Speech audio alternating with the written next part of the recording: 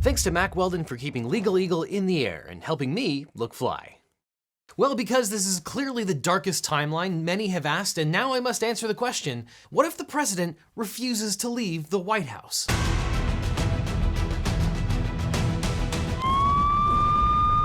You'll never take me alive, coppers. Get him!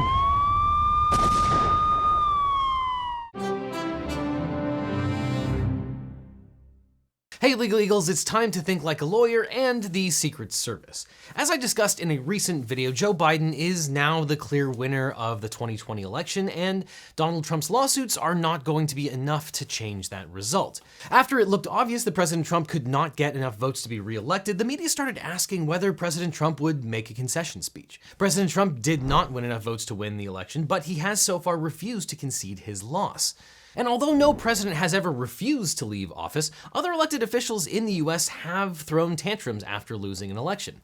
In 1874, Texas Governor Edmund Davis locked himself in the basement of the state capitol building after losing to Richard Koch. Like Trump, Davis claimed that there had been voter fraud, and the state Supreme Court, with 3 judges appointed by Davis, ruled in his favor. But Koch was still inaugurated. Koch then arrived at the state capitol with a sheriff's posse. But Davis appealed to fellow Republican President Ulysses S. Grant for federal troops, but Grant refused. Davis left 3 days later. In 1946, there was a standoff in Georgia known as the Three Governors Crisis, after the governor-elect died before taking office. The outgoing governor thought he had a right to stay, the son of the governor-elect thought he should inherit the office, and the lieutenant governor-elect believed that he was now governor. Bizarrely, the state assembly voted for the son to inherit the office. The 2 other men were still in the building, but that crisis ended when the governor-elect's son changed the locks. But if that happens this year, I'll finally get to collaborate with the lock-picking lawyer. Now, President Trump hasn't locked himself in the bathroom yet, but he is refusing to concede that he lost. Normally, the loser would have given a public concession speech by now. That's what Jimmy Carter did when Ronald Reagan defeated him in 1980, and what George H.W. Bush did in 1992 when he lost his re-election bid to Bill Clinton. But what is a concession speech? Well, it's a public acknowledgement by the loser of the presidential race that he or she has lost the election. This is not a legal requirement, but it is an important norm that ensures the peaceful transfer of power, especially since the incumbent commands, the whole military until the next president takes office. The concession speech generally allows the rest of the steps required to confirm the election results to move forward. After the loser concedes, lots of things happen behind the scenes. This triggers the release of millions of federal dollars to the transition team, along with access to office space and necessary equipment like computers and money. Under the 2015 Presidential Transitions Improvement Act, which amended the 1963 Presidential Transition Act, the president must establish a White House coordinating committee and council of agency transition directors 6 months prior to the election. Typically, the administrator of the General Services Administration, or GSA, signs a letter when the winner of the race is, quote, apparent. This acts as the federal government's formal declaration that the presidential race is over and a winner has emerged.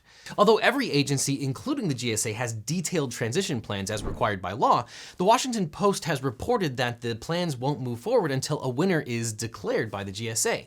This could mean a number of different things: that the transition won't happen until Trump gives up, or that everyone is waiting for the Supreme Court to declare a winner. But that's kind of not how this happens. In its guidance in April on how agencies should be preparing, the Office of Management and Budget noted that the committee would meet on May 27th. However, the GSA refused to publish the full minutes of this meeting. We now know that Emily Murphy, the President Trump-appointed administrator of the General Services Administration, is refusing to sign a letter that immediately allows the transfer of power from one administration to the next. When the Washington Post asked her why, her spokesperson said, quote, "An ascertainment has not yet been made, and its administrator will continue to abide by and fulfill all requirements under the law." What these 2 facts, the OMB censoring the transition meeting notes and Murphy refusing to acknowledge the reality of President Trump's loss, what do those tell us? At a minimum, the Trump team has no intention of cooperating with a peaceful transition of power. And both President Trump and members of his cabinet have hinted that they are not going to comply with a peaceful transition. In particular, Mike Pompeo, the Secretary of State, saying that there will be a smooth transition to a second Trump administration. But the stakes of a delayed transition are actually higher than one might think. The bipartisan 9/11 Commission found that the delayed transition in 2000 between the Clinton and Bush administrations actually made the 9/11 attacks more likely because it hampered the incoming W. Bush administration from focusing on the looming al-Qaeda threat from day one. The delayed transition in 2020 might undermine efforts to distribute a COVID-19 vaccine. As the US hits an all-time high for positive coronavirus tests, the Trump COVID task force has stopped meeting and its chair, Mike Pence, is trying to go on vacation. But on top of screwing up the transition, there's all kinds of stuff that a nefarious squatting president could do on the way out. This probably deserves its own video, but those steps could include firing not only political appointees who the president doesn't like, but also career staff to just gum up the works. We've seen that already by President Trump firing Defense Secretary Mike Esper and the potential firings of FBI Director Chris Wray and CIA Director Gina Haspel. The president has also named Michael Ellis as NSA General Counsel in these waning months. And you'll remember that name if you've watched my video on how the White House conducted a political motivated review of John Bolton's book. Ellis was the political operative who took a hatchet to it and prevented it from being published. These could be chaos moves or attempts to install true believers to take affirmative action benefiting President Trump. The president could pardon everyone in his orbit, including his family, his friends, his co-conspirators, and maybe even himself.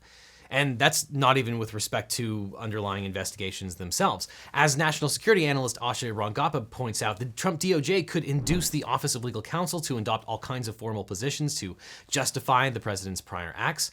And to the extent there are actually open investigations into President Trump personally and his family, the Department of Justice could paper over these files, adding memos that justify closing of the cases or saying that the cases were never brought in good faith in the first place, and calling into doubt the evidence that's in those investigatory files.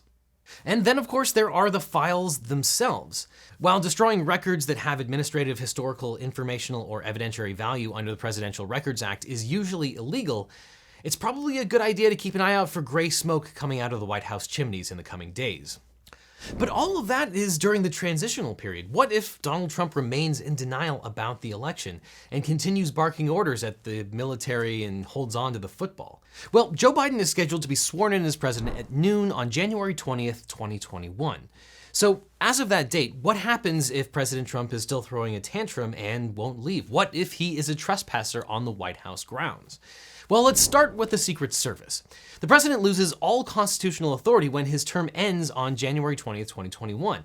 At this time, he no longer commands the armed forces or the Secret Service. Both of those entities will be commanded by Joe Biden. When President Biden arrives at the White House after his inauguration, he'll be accompanied by moving vans and the U.S. Secret Service. The Secret Service is a law enforcement agency within the Department of Homeland Security. The Secret Service has two roles. They investigate counterfeiting and other federal crimes, and they protect national leaders and their families as well as foreign dignitaries. But what happens if a president the Secret Service is sworn to protect decides that he's still president and won't leave the White House grounds? Under the Former Presidents Act, the Secret Service provides lifetime protection to former presidents and their families. President Trump will be assigned a Secret Service protection unit that takes over after he is no longer president. But that doesn't mean that President Trump has legal authority over his post-presidential team. The Secret Service is led by a director. The current director is James Murray. The director is appointed by and serves at the pleasure of the president and is not subject to Senate confirmation. When Biden becomes president, Murray reports to Biden and not Trump. If it came down to a battle between President Biden's protective team versus Trump's protective team, well, it won't. Because President Biden and Director Murray would order former President Trump's security detail to stand down. But could some members of the Secret Service decide to disobey Biden's orders and fight for Trump? I mean, theoretically, but they'd be committing a felony. Section 3056D of Title 18 prohibits knowingly and willfully obstructing, resisting, or interfering with a federal law enforcement agent who is engaged in protective functions. And if former President Trump's security detail was prosecuted under 18 U.S.C. 3056, it's not even necessary to show that Trump's guys used force against federal law enforcement agents. Even blocking the entry to the White House grounds or the White House doors is considered obstruction or resistance. And of course, the law does authorize Secret Service agents to arrest anyone engaging in activity which could nullify or reduce the effectiveness of security precautions taken by the Secret Service. That means if former President Trump's Secret Service team locks the doors to the Oval Office or bathroom, they could be arrested, and the government doesn't even need to prove that this interference was forcible or aggressive. It's also a felony under 18 U.S.C. 111 to forcibly assault, resist, oppose, impede, intimidate, or interfere with federal law enforcement officers, including Secret Service agents, in the performance of their duties. People who work for Secret Service are well versed in these laws, and many of them have served for decades. It's highly unlikely that large numbers of them would turn the White House into the Alamo. And there are also other Secret Service support units that could be called on to help oust a squatting former President Trump. The Secret Service's Uniform Division protects facilities and venues secured for U.S. Secret Service protectees, including the White House complex and the Vice President's residence at the Naval Observatory. These are probably the people who would be called on to repel any threats to the White House or the Vice President's residence. So if President Trump asks the Proud Boys to no longer stand by, but to actually engage, these are probably the people that would act immediately. And the Secret Service also has some specialized units which could be called upon to remove Trump and his allies. The Emergency Response Team provides a coordinated tactical response for the White House and other protected facilities. The Counter Sniper Team uses observation, sighting equipment, and high-performance weapons to provide a secure environment for protectees. And if a Trump militia were on the scene, those special units would coordinate a response. And then there's also the Motorcade Support Unit, providing motorcycle tactical support for official movements of motorcades, so President Biden would be safely escorted to the White House premises, even if an army of lifted Ford F-250 trucks with giant oversized flags showed up to block President Biden's advance. And frankly, I wouldn't mess around with the Secret Service. They have plenty of firepower to back it up. Agents and officers use the FMP-90 submachine gun, the 9mm H&K MP5, a 12-gauge Remington shotgun, and a 5.56 SR-16 QCB rifle. They also have plenty of non-lethal options as well, like a 16-inch expandable baton and also pepper spray. Now, to be clear, none of this is going to happen. The worst case scenario is that a President Biden would simply kindly ask former President Trump to leave. And I'm sure that President Trump will have plenty to do and plenty of places to go when his term expires. But if push came to shove, the Secret Service would be capable of perp-walking former President Trump out and dumping him onto Pennsylvania Avenue, if not straight into federal prison. But there is one last wrinkle, because the Secret Service are not the only guys with guns in the White House. What about the military? Well, there's been lots of speculation about whether Donald Trump could use the military to keep himself in power. This isn't likely. The military follows a chain of command, and when Joe Biden is sworn in, he will be the commander-in-chief and President Trump loses all authority. If President Trump makes any kind of order after noon on January 20th, 2021, the military will not follow those orders. And it's also worth noting that America has laws mandating political neutrality by members of the military. The military is not supposed to dabble in domestic affairs. The Uniform Code of Military Justice, or UCMJ, is the code of conduct applicable to members of the armed forces and certain other individuals closely associated with the armed forces. The UCMJ sets forth procedures for trials by courts martial and other disciplinary actions to enforce these laws. Now, it's important to note that the UCMJ does not apply to the president, but Article 88 of the UCMJ does make it a crime for any officer in the armed forces to, quote, use contemptuous words against officials of any branch of the US government or any state government. The officer cannot make any derogatory statements against the US president, and if a person does, he or she could be court-martialed. Yes, this is an impingement on the officer's First Amendment rights, but it's something that they knowingly give up when they join the military. Article 88 is one of many reasons you don't see active duty military officers critiquing Donald Trump. They are sworn to uphold political neutrality. However, what if they're called upon by a president to do something that's arguably illegal or given orders by an ex-president? Well, the military is not supposed to obey illegal, unconstitutional orders. Obviously, we hope we don't ever get to a point where military officers have to decide whether orders are illegal or not. It's up to military leadership to ensure that all presidential orders are lawful. But if Joe Biden is president, then he is the commander-in-chief. If President Trump tries to order the military to do anything, then that is an illegal order. And when it comes to presidents gone wild, we have one close historical example to go by.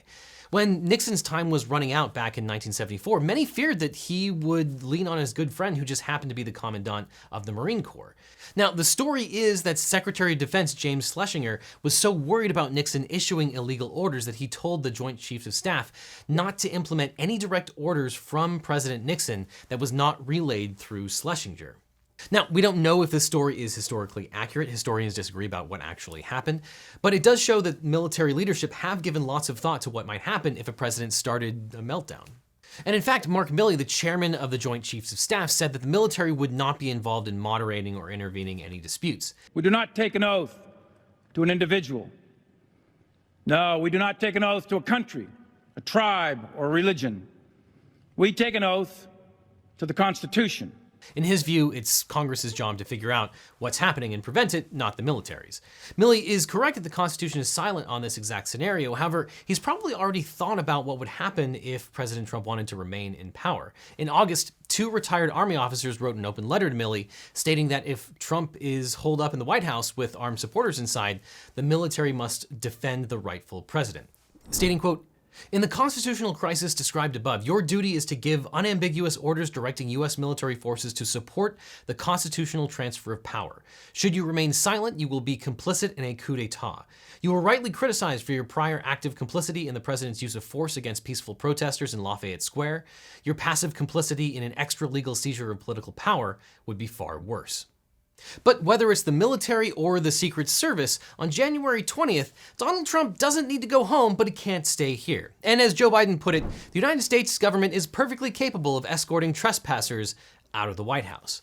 But if President Trump does stay past noon on January 20th, he'll be trading his very poorly tailored suits and ties for a matching orange jumpsuit. In fact, speaking of ditching the suit,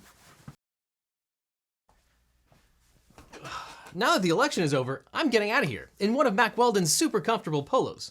Oh wait, I can't leave because of COVID. All right, well, I guess I'll just stay inside wearing one of their warm V-neck sweaters and slim cut chinos instead. Because if I'm not in court or on a Zoom call with a judge, I'm often wearing Mack Weldon. I've tried their polos, their t-shirts, their shorts, and of course their world famous boxer briefs. And if you're watching this channel, you're an adult and you probably deserve to have nice boxer briefs, and I can tell you it makes a world of difference. I've ordered Mack Weldon many times with my own money because it looks great, it's incredibly comfortable, and it's great for whether you're just lounging around or engaging in sporting activity. That's such a lawyerly thing to say. I mean playing sports. I usually order multiple sizes so I can try them on and return the ones that don't fit and keep the ones that fit perfectly. Now, if you would like to try Mack Weldon, you can get 20% off your first order by just going to mackweldon.com/LegalEagle, or you can use the promo code LegalEagle at checkout. And Mack Weldon's loyalty program will get you 20% off, free shipping, and access to new products. It's automatic when you sign up and order at mackweldon.com/LegalEagle. You can go to that URL or just click the link in the description or use the promo code LegalEagle at checkout. Clicking on that link in the description really helps out this channel. So, do you agree with my analysis about the ridiculous scenario of what would happen if President Trump is a squatter in the White House? If not, leave your objections in the comments, and check out this playlist over here with all of my other reactions and news pieces about all the crazy stuff that's happening in America, because it's all legal and crazy. So, click on this playlist, and I'll see you in court.